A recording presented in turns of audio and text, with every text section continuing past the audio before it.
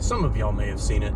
I don't know if my intended audience has seen it. They got this Pixar movie, I think it's Pixar, called WALL-E, about a garbage robot or some sort of sanitation engineering robot, like the last of its existence, cleaning up Earth for the humans' return.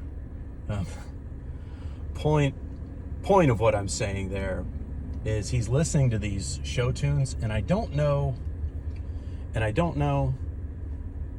what the movie is from, and it'd probably make the most sense if I just did that instead. But it's like this song is like, and I'll tell you what, Barnaby, like he's singing to this person named Barnaby to the best of my recollection. And you know, the person to whom this video is for, it's like, what name do I say? So I'm just gonna say it, Barnaby. So, Barnaby, you'll never guess who I came across on Twitter, the artist app formerly known as Twitter. Our old friend, Robbie G.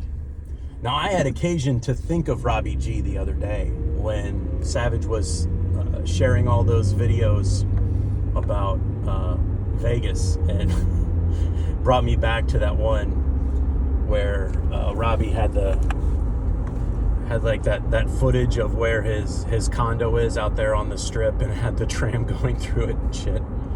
Like, oh, there's old Robbie G living in future world like George motherfucking Jetson.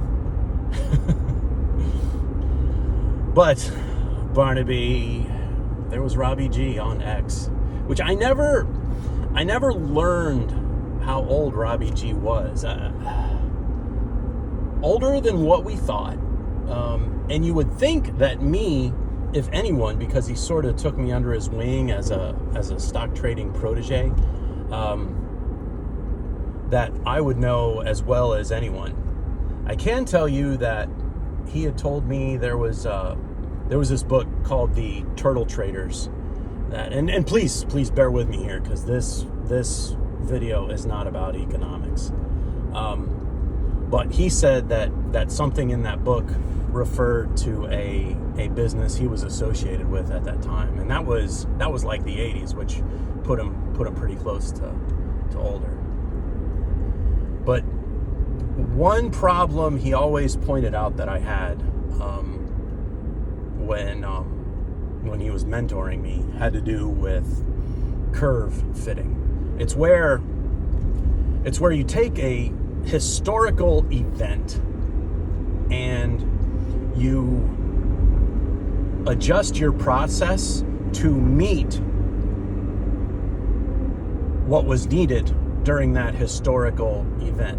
So in the examples of stock trading, you look at what these various stocks hit as their maximum dollar amount, and you adjust if you're curve fitting, you adjust your purchases and exit strategies accordingly, as if those events will happen again. That's a mistake from what I am taught.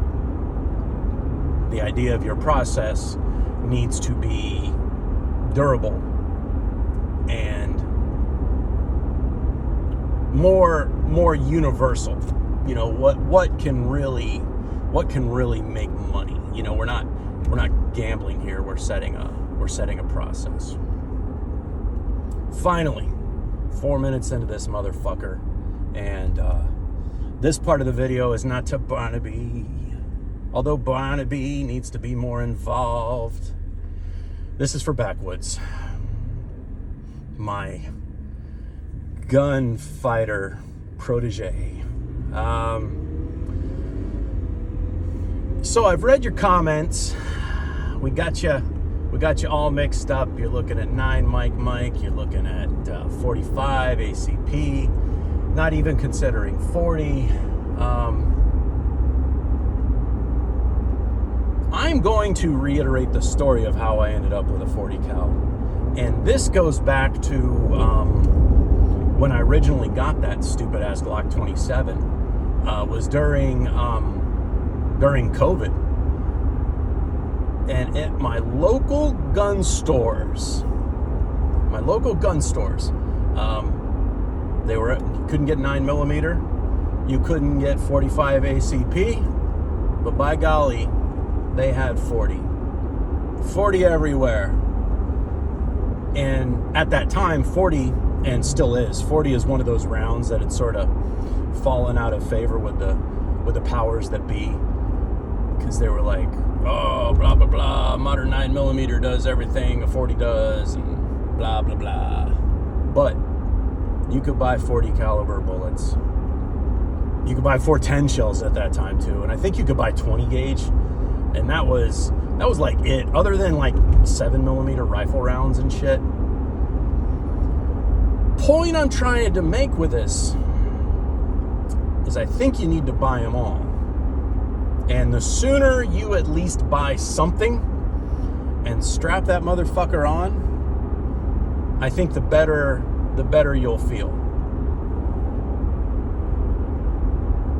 In my own experience, seeing people that are just getting into carry, you think everybody knows what you have going on, and you think that you're printing, and I don't know about beginning with outside the waistband. Honestly, just so you get used to packing a heater, and this is something we haven't even considered. Get you a little J-frame, okay, and a pocket holster, and just get used to carrying that little bitch around. You know, shoot it. You know, I'm talking hammerless. Just get used to carrying that little son of a bitch around. Put some 38 special Hydra shocks in that motherfucker. Call it good. Or like a lighter weight bonded hollow point. I don't know with the 38, man. The snubby, I don't know if it's carrying enough velocity to really do something. Nah, you know what? Put motherfucking wad cutters in that motherfucker. Them little flat nose sumbitches. But just get used to sporting that thing around.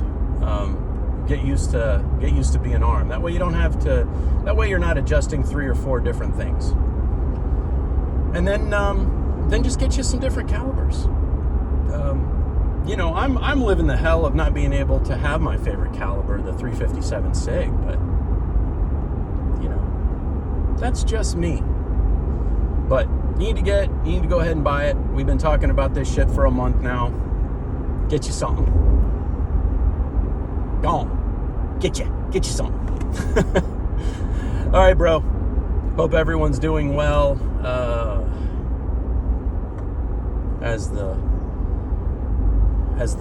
poet Strangler Barn once said, more videos to come.